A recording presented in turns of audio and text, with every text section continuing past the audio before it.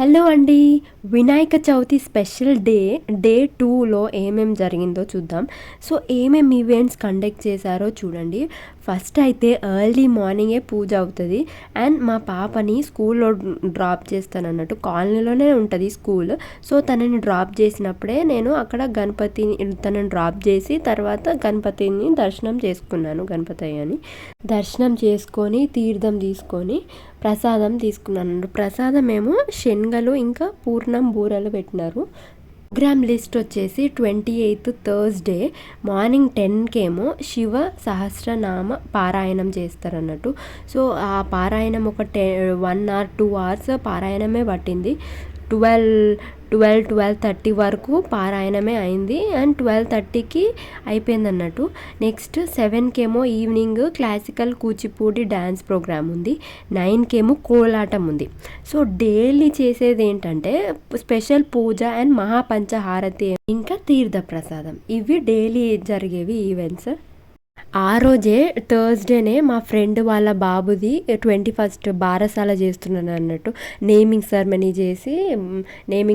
చేస్తున్నారు. పూజతోటి naming ceremony చేస్తున్నారు. అండ్ ఈవినింగ్ ఉయ్యాలలో వేస్తారట. సో ఇది చిన్నగా డెకరేషన్ చేసినారు. డెకరేషన్ అయిపోయి సో మేము అక్కడికి వెళ్ళి కొద్దిసేపు ఉండి తర్వాత ఇక్కడ ప్యారల్గా ఇక్కడ కూడా పారాయణం జరుగుతుంది. శివ సహస్రనామ పారాయణం జరుగుతుంది.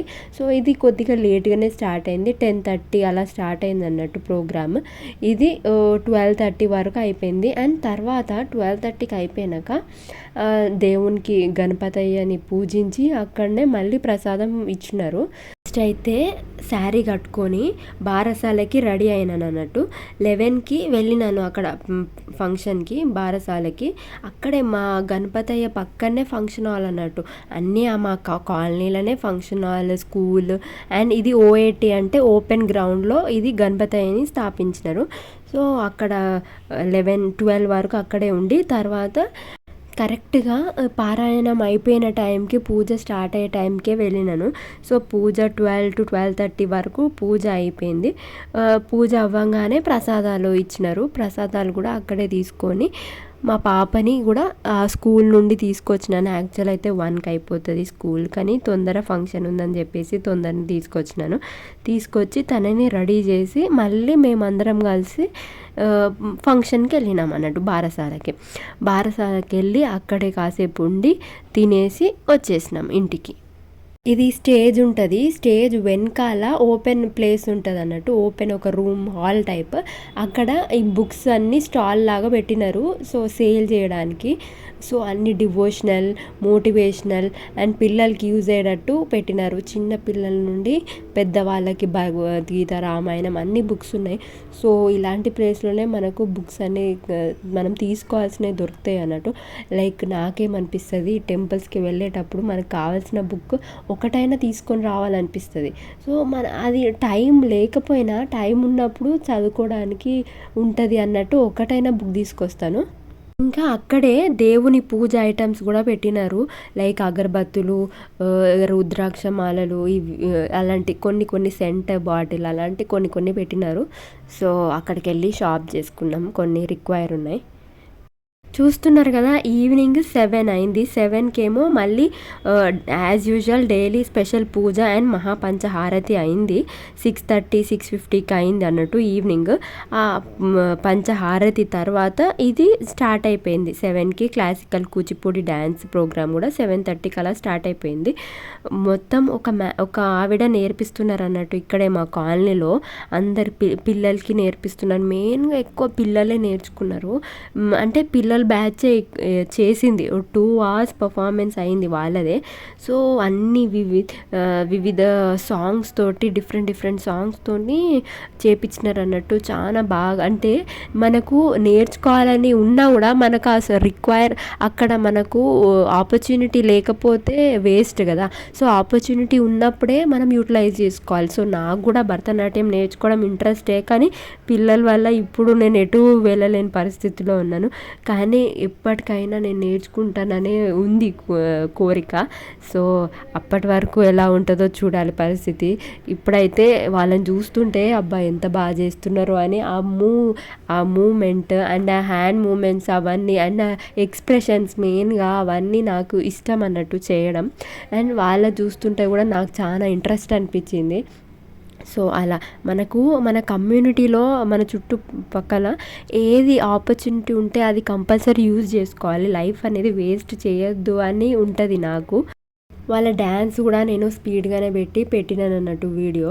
నెక్స్ట్ ఈ సాంగ్ చూడండి, శంభో శంకర హర హర మహాదేవ శంభో శంకర భరత వేదముగ నిరత నాట్యముగ కదిలిన పదమిదీశ.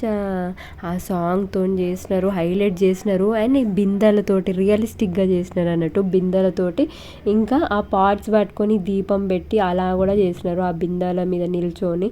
సో ఇది కూడా బాగా అనిపించింది.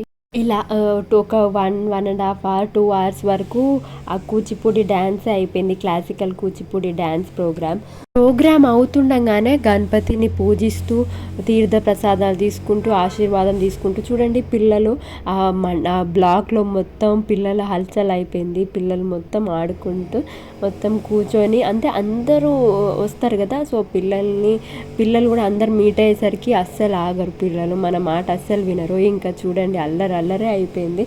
ఇలా ఫంక్షన్స్ ఈవెంట్స్ ఉన్నప్పుడే పిల్లలకి హ్యాపీనెస్. అలా కొద్దిగా బయటికి తీసుకెళ్ళి వాళ్ళని ఎంగేజ్ చేస్తే వాళ్ళు రిఫ్రెషింగ్గా ఫీల్ అవుతారు. సో అలా 1-2 hours కూచిపూడి డ్యాన్స్ అయినాక నెక్స్ట్ కోలాటం స్టార్ట్ అయింది అన్నట్టు. 9కి కోలాటం అలా స్టార్ట్ అయిపోయింది. కొద్దిగా లేటే అయింది. కోలాటం చూడండి అందరూ ఒకటే డార్క్ బ్లూ కలర్ శారీ వేసుకొని అందరూ ఒకే టైప్ ఆఫ్ శారీ వేసుకొని లుక్ జ్యువెలరీ అంతా వేసుకొని కోలాటం చేస్తున్నారు. వీళ్ళు కోలాటం ఒక 10-15 days నుండే ప్రాక్టీస్ చేస్తున్నారు అన్నట్టు. అండ్ గ్రూప్లో కూడా పెట్టినారు, అంటే ఎవరైనా ఇంట్రెస్టెడ్ ఉంటే లేడీస్ చెయ్యొచ్చు అన్నట్టు గ్రూప్లో పెట్టినారు. సో ఇంట్రెస్టెడ్ ఉన్న వాళ్ళు మా కాలనీ ముందే సాయిబాబా టెంపుల్ ఉంటుంది. సో అక్కడ అందరూ ఖాళీ ప్లేస్ ఉంటుంది అన్నట్టు, అక్కడ ప్రాక్టీస్ చేసినారు. అక్కడ ప్రాక్టీస్ చేసి 10-15 days తర్వాత ఇక్కడ పర్ఫామ్ చేసినారు అన్నట్టు లైవ్లో. చూడండి ఇది. అండ్ డ్యాన్స్ మాస్టర్ని కూడా ఒకరిని పెట్టుకున్నారు. ఫస్ట్ ప్రీవియస్గా అయితే వాళ్ళే కంపోజ్ చేసుకుండే, కానీ తర్వాత డ్యాన్స్ మాస్టర్ని కూడా పిలిచి అందరితో పాటు వాళ్ళతోటి పర్ఫెక్ట్గా చేసినారు అన్నట్టు. అలా కోలాటం కూడా అయిపోయింది. కొద్దిసేపు ఉండి ఇక మా పాప ఆగట్లేదని వెళ్ళిపోయినాను. మేము ఇది లేట్గానే స్టార్ట్ అయింది కాబట్టి ప్రోగ్రామ్ 7కి 8కి 9కి మేము తినేసే వచ్చేసాము ఇక్కడికి. సో పిల్లలు ఆగలేరు కదా అంతసేపు, అందుకే మా పాపని తీసుకొచ్చినాను ఒకదాన్ని. తినేసే వచ్చేసినాము. వచ్చి కాసేపు ఆడుకుంది అండ్ కోలాటం వరకు కొద్దిసేపు ఉండి వెళ్ళిపోయాం. అప్పటికే కొద్దిగా చినుకులు పడుతున్నాయి అన్నట్టు, మళ్ళీ తడిస్తే ఎక్కడ ఫీవర్ జలుబులు వస్తాయో అని వెళ్ళిపోయినాం అన్నట్టు. కానీ పిల్లలకి వెదర్ చేంజ్ వల్ల ఇప్పుడు అంతా వైరల్ ఫీవర్ అనేది బాగా వస్తుంది. సో అందుకే జాగ్రత్త పడాల్సి వస్తుంది. కూచిపూడి పర్ఫార్మెన్స్ అయిపోయాక ఆవిడని సత్కరించారు అండ్ గ్రూప్గా అందరికీ గిఫ్ట్ ఇచ్చినారు. నెక్స్ట్ ఈ కోలాటం వాళ్ళకు కూడా అందరినీ సత్కరించి గిఫ్ట్ ఇచ్చినారు అన్నట్టు. అండ్ ప్రీవియస్గా నిన్న జరిగిన ఎగ్జామ్కి రిజల్ట్ కూడా గ్రూప్లోనే పెట్టినారు. ఎవరికి వచ్చిందో అది మల్టిపుల్ చాయిస్ ఇతిహాసం మీద ఎగ్జామ్ రాసినారు కదా, వాటికి కూడా రిజల్ట్స్ వచ్చినాయి. అండ్ ముగ్గుకు కూడా చెప్పినారు. సో వాటికి కూడా గిఫ్ట్ ఇచ్చినారు. అండ్ అలా ఎండ్ అయిపోయింది ప్రోగ్రామ్ మొత్తం. నెక్స్ట్ డే అంటే 29న ప్రవచనం ఉందన్నట్టు. నాగఫణి శర్మ గారి ప్రవచనం ఉంది. సో ఆ ప్రవచనం కూడా చాలా ఎంతో డివోషనల్ ప్రవచనం అని విన్నాను నేను కూడా. సో చూడాలి, ఈరోజు ప్రవచనం ఉంది. సో ఇదండి సెకండ్ డే ఈవెంట్స్ ఇలా గడిచిపోయినాయి అన్నట్టు. మార్నింగ్ నుండి ఈవినింగ్ వరకు ఫుల్ అలసిపోయినాను నేనైతే. కానీ ఈ ప్రోగ్రామ్స్ ఉన్నప్పుడే ఎంతో ఇంట్రెస్టింగ్గా ఉంటుంది అండ్ ఎంతో జాయ్ఫుల్గా ఉంటుంది, ఎంటర్టైన్మెంట్గా ఉంటుంది. సో 1 year మొత్తం వెయిట్ చేయాల్సి వస్తుంది ప్రోగ్రామ్స్ కోసం. అండ్ ఇది మెమరబుల్గా ఉంటుంది మర్చిపోలేకుండా. So thank you for watching this video.